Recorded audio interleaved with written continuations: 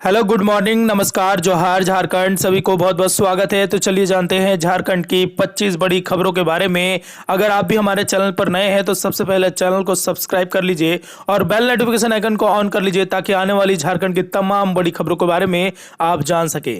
तो चलिए जानते हैं झारखंड की पहली बड़ी खबर के बारे में। पीएम मोदी का बड़ा ऐलान, बीजेपी सरकार बनने के बाद होगी 3 लाख पदों पर भर्तियां। अगर आप भी झारखंड से हैं तो प्रधानमंत्री नरेंद्र मोदी ने सोमवार को झारखंड के गढ़वा में एक चुनावी जनसभा को संबोधित किया। इस दौरान पीएम मोदी ने कहा कि विधानसभा चुनाव में भारतीय जनता पार्टी को जीत मिलेगी। उन्होंने कहा कि झारखंड की जनता ने तय कर लिया है कि इंडिया अलायंस की सरकार को उखाड़कर कमल खिलाएंगे। हरियाणा के बाद अब झारखंड में भी बीजेपी एनडीए सरकार बनेगी। हम सभी को मिलकर यहां बीजेपी एनडीए के नेतृत्व में डबल इंजन सरकार बनानी है। प्रधानमंत्री नरेंद्र मोदी ने झारखंड के गढ़वा में एक चुनावी रैली को संबोधित करते हुए राज्य में भारतीय जनता पार्टी की सरकार बनने पर 3 लाख सरकारी पदों को पारदर्शी तरीके से भरने का आश्वासन दिया।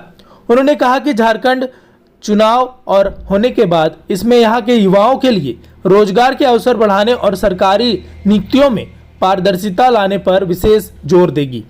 मोदी ने यह भी कहा कि राज्य में विकास कार्यों को गति देने के लिए केंद्र की योजनाओं का लाभ तेजी से पहुंचाने का प्रयास किया जाएगा। तो इस प्रकार प्रधानमंत्री नरेंद्र मोदी ने हरियाणा में भाजपा की तीसरी बार सरकार बनने का जिक्र करते हुए कहा कि वहां की सरकार ने सत्ता में आते ही बिना किसी पर्ची और खर्ची के 25,000 लोगों को रोजगार किया। उन्होंने इसे हरियाणा के लोगों के लिए डबल दिवाली का अवसर बताया क्योंकि सरकार ने पारदर्शिता के साथ सरकारी नौकरियां दी हैं। पीएम मोदी ने इसे हरियाणा सरकार की जनता के प्रति ईमानदार और सेवा भावना का प्रतीक बताते हुए युवाओं को रोजगार के अवसरों के विस्तार का भी भरोसा दिलाया है। इस प्रकार प्रधानमंत्री नरेंद्र मोदी ने झारखंड में चुनावी रैली के दौरान जनता से आशीर्वाद मांगते हुए कहा कि राज्य में हर तरफ रोटी बेटी माटी की पुकार, झारखंड में भाजपा एनडीए की सरकार की गूंज सुनाई दे रही है। उन्होंने कहा कि यह चुनाव एक ऐसे समय में हो रहे हैं जब पूरे देश में विकसित भारत के संकल्प को लेकर आगे बढ़ रहा है। पीएम मोदी ने आने वाले 25 वर्षों को देश का और झारखंड के लिए महत्वपूर्ण बताते हुए कहा कि इस दौरान देश का विकास नई ऊंचाइयों को छुएगा। उन्होंने झारखंड के विकास में भाजपा एनडीए की सरकार की भूमिका को अहम बताया है और राज्य की जनता से उनके समर्थन की अपील की है। यूसीसी तो लागू करना चाहती है बीजेपी, लेकिन इस समुदाय को क्यों नहीं रखना चाहती इस लिस्ट में। झारखंड विधानसभा चुनाव को लेकर बीजेपी ने रविवार को अपना संकल्प पत्र जारी किया है। पार्टी के दिग्गज नेता और गृह मंत्री अमित शाह ने यहां पर लॉन्च हुए घोषणा पत्र में यूनिफॉर्म सिविल कोड का भी जिक्र है। पार्टी ने वादा किया है कि सरकार बनने पर राज्य में यूनिफॉर्म सिविल कोड लागू किया जाएगा। हालांकि यह स्पष्ट किया गया है कि आदिवासियों को इस यूसीसी से बाहर रखा जाएगा।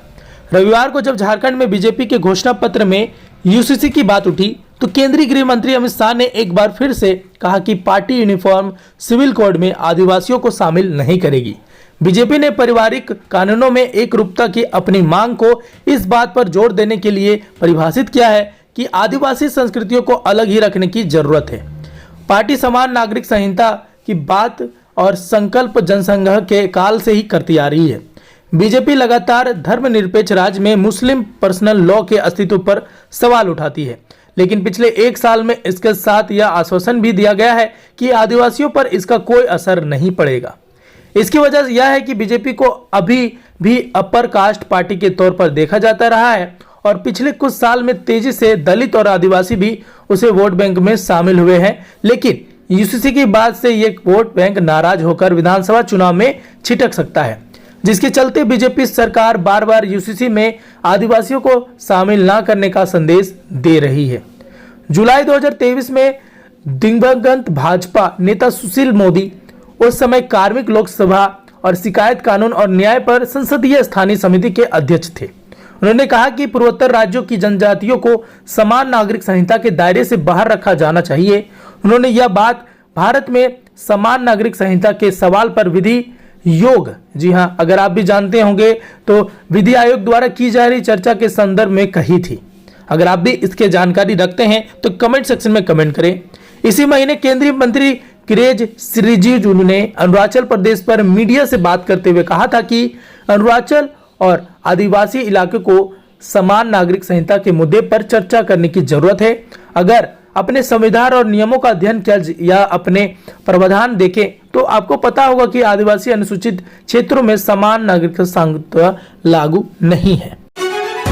या आपकी रोटी भी छीन रहे हैं, या आपकी बेटी भी छीन रहे हैं, और या आपकी माटी भी हड़प रहे हैं। पीएम मोदी ने अपने जनसभा में संबोधित करते हुए झारखंड को यहां पर इस तरह से संबोधित करके चुनावी राजनीति में गरमाया माहौल। प्रधानमंत्री नरेंद्र मोदी ने सोमवार को झारखंड के चाईबासा में चुनावी सभा में आदिवासियों से जुड़े मुद्दों को लेकर झारखंड मुक्ति मोर्चा, कांग्रेस और आरजेडी के गठबंधन पर बड़ा हमला बोला है।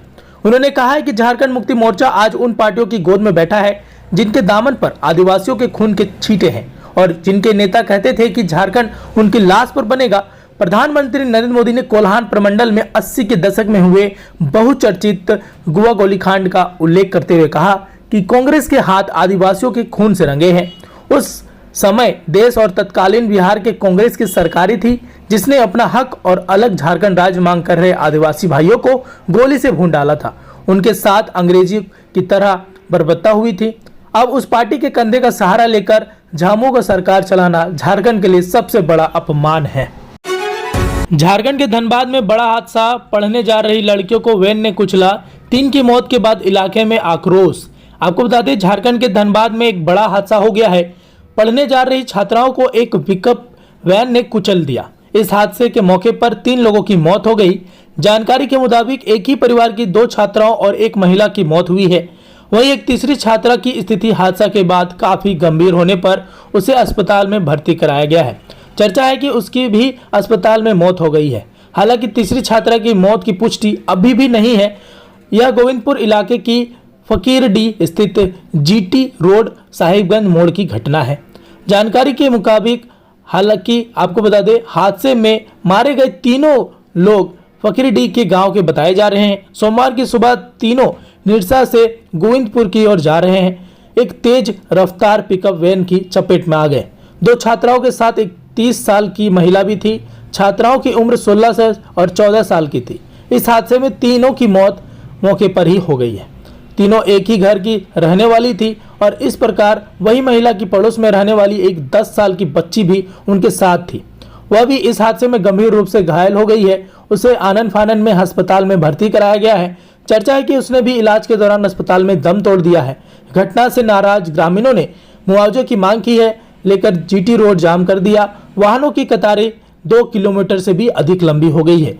गोविंदपुर के थाना प्रभारी, गोविंदपुर के अंचल निरीक्षक, बीडीओ आदि ग्रामीणों को समझा बुझाकर जाम खत्म करवाने में प्रयास में लगे हुए थे। जाम का असर साहिबगंज रोड पर भी दिखने लगा था। इसके लोग काफी आक्रोशित थे। झारखंड में बीजेपी की जीत का फॉर्मूला तैयार हो चुका है। वो कौन से 9 सीट है जहां पर चक्रव्यूह चलने लगा है। अगर आप भी झारखंड से हैं तो इस तरह से चुनाव आप पहली बार देख रहे होंगे कि झारखंड विधानसभा चुनाव में 2019 में भारतीय जनता पार्टी जिन सीटों पर कम मार्जिन से हारी थी, अब उसे जीतने पर पूरी तरह से जोर दे रही है। वहां पर किसी भी प्रकार की गलती करने के मूड में अब नहीं दिख रही है। ऐसे में चुनावी रण में जीतने वाले धुरंधरों को इस सीट पर जीत के लिए लगाया गया है। खासकर आदिवासी सीटों पर विशेष फोकस दिया गया है। वहीं कम मार्जिन से हारने वाली सीटों पर जीत की रणनीति के लिए तहत काम कर रही है। कम वोट से हार जीत वाले विधानसभा क्षेत्रों में रणनीति तैयार करने की जिम्मेदारी बीजेपी के झारखंड चुनाव प्रभारी शिवराज सिंह चौहान और सह प्रभारी हिमंता विश्व शर्मा को सौंपी गई है। वहीं इस बार के चुनाव में बाबूलाल मरांडी को भी छूट दी गई है ताकि इन सीटों पर पिछली बार मिली हार के बाद में यहां पर वो इसे जीत सके और इसे जीत में बदल सके। भारतीय जनता पार्टी 2019 विधानसभा चुनाव में हारी सीटों को जीत में बदलने के लिए काम कर रही है। इस सीटों पर जीत हासिल करना पार्टी का लक्ष्य है, क्योंकि इस सीटों पर अगर भाजपा जीतती है तो भाजपा को सरकार बनाने से कोई नहीं रोक सकता। खासकर नाला, जामा, जरमुंडी, कोडरमा, गोड्डा मांडू, बागमारा, सिमडेगा और देवघर पर सीट पर बीजेपी का विशेष ध्यान है और इसे जीतने पर पूरी तरह से जोर लगाया जा रहा है। इन 9 सीटों में पिछली बार बीजेपी के कोडरमा, गोड्डा, मांडू, बागमारा और देवघर में जीत हासिल की थी, जबकि कोडरमा, गोड्डा, देवघर में गठबंधन की राष्ट्रीय जनता दल के प्रत्याशी दूसरे स्थान पर रहे थे। वहीं बागमारा में कांग्रेस और मांडू में आजसू पार्टी के प्रत्याशी दूसरे स्थान पर रहे थे। नाला और जामा में झारखंड मुक्ति मोर्चा ने, जबकि जरमुंडी और सिमडेगा में कांग्रेस को जीत मिली थी। ऐसे में भाजपा प्रत्याशी दूसरे स्थान पर इन सीटों पर रहे थे। सबसे कम वोट का अंतर सिमडेगा सीट पर था। इस सीट पर कांग्रेस प्रत्याशी ने बीजेपी उम्मीदवार को सिर्फ 285 वोटों से पराजित किया, जबकि बागबारा में 824 वोट से अंतर था। जामा में 24-26 वोट से जामो ने भाजपा को हराया था और जरमुंडी में 3099 वोट से भाजपा हारी। नाला में 3520 वोट से हारी। ऐसे में पिछले विधानसभा चुनाव की तुलना में इस बार किसी भी तरह की चूक न हो, इस पर विशेष ध्यान जा रहा है और पिछले विधानसभा चुनाव को वोटों में जोड़ घटाव की गणित भी जारी है। ठंड की दस्तक, रात में रजाई के बिना नहीं चलेगा काम। पूरा मौसम का ताजा अपडेट हम बताने वाले हैं। आखिरकार इस बार छठ के मौके पर आप किस प्रकार से ठंड से जूझेंगे। झारखंड की राजधानी रांची में पिछले 24 घंटे में मौसम काफी खिला और सुहाना रहा है। हाल ही में अन्य जिलों का भी मौसम ठीक ठाक रहा है और न्यूनतम तापमान घटने की वजह से शाम में हल्की ठंडी लगी और रात में लोग रजाई निकालने पर मजबूर हो जाएंगे। वहीं आज के मौसम की बात करें तो शाम में अच्छी खासी ठंड लगने वाली है। रांची मौसम केंद्र के मौसम वैज्ञानिक अभिषेक आनंद ने कहा कि न्यूनतम तापमान में 1-2 डिग्री की गिरावट संभव है, जिससे लोगों को शाम के समय अच्छी खासी ठंडे देखने को मिलेगी और फिलहाल सिनॉप्टिक फीचर में किसी तरह का कोई भी बदलाव या हलचल नहीं देखा जा रहा है, जिस वजह से मौसम में कोई खास बदलाव देखने को नहीं मिलेगा। आज के मौसम के बारे में बात की जाए तो आज दोपहर में अच्छा धूप देखने को मिलेगा, वहीं शाम में होते होते अच्छी खासी ठंडी हवा चलती दिखेगी, जिससे कनकनी भी बढ़ेगी और इस समय खासकर बच्चे और बुजुर्ग सावधान रहें, गर्म कपड़े का प्रयोग करें ताकि सुबह मॉर्निंग वॉक पर निकले। और आज बारिश की संभावना ना के बराबर देखने को मिल रही है। 10 को पीएम मोदी आ रहे हैं झारखंड। इसी के साथ मल्लिकार्जुन खड़गे और आदित्यनाथ की सभा लोहरदगा में गरजेंगे राजनाथ। आपको बता दें पहले चरण के मतदान को बस 8 दिन और है। 43 विधानसभा क्षेत्रों में पहले चरण में मतदान होना है। ऐसे में चुनाव प्रचार के लिए झारखंड में स्टार प्रचारकों के आने का क्रम शुरू हो गया है। भाजपा की ओर से गृह मंत्री अमित शाह और पीएम नरेंद्र मोदी पहले चरण का चुनाव प्रचार कर चुके हैं। प्रधानमंत्री नरेंद्र मोदी दूसरी बार 10 नवंबर को झारखंड आ रहे हैं। इस दिन वे रांची और बोकारो के चंदन क्यारी में चुनावी सभा को संबोधित करेंगे।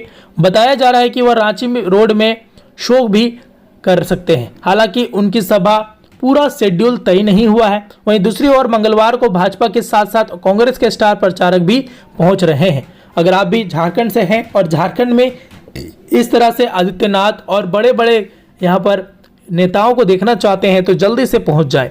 झारखंड में कई बड़े नेता अलग अलग विधानसभा क्षेत्रों में सभा करेंगे। कांग्रेस अध्यक्ष मल्लिकार्जुन खड़गे झारखंड के मांडू और कांके विधानसभा में लोगों को संबोधित करेंगे। जानकारी के मुताबिक वो दिन के 11 बजे से, जी हाँ आपको बता दें दिन के 11 बजे से रांची में आपको पूरी अपडेट आपको बता देते हैं। रांची पहुंचेंगे, इसके बाद पहले मांडू में जनसभा करेंगे और उसके बाद दोपहर में 2 बजे से रांची में जनसभा करेंगे। भाजपा के दूसरे स्टार प्रचारक देश के रक्षा मंत्री राजनाथ सिंह भी झारखंड पहुंचेंगे और वह रांची के रातू में जनसभा करेंगे। इसके बाद लोहरदगा में आयोजित चुनावी सभा को संबोधित करेंगे। वहीं दूसरी ओर भाजपा की ओर से यूपी के सीएम योगी आदित्यनाथ हजारीबाग के बड़का गांव +2 हाई स्कूल खेल मैदान में सभा करेंगे। वे दिन के 11 बजे से सभा करेंगे।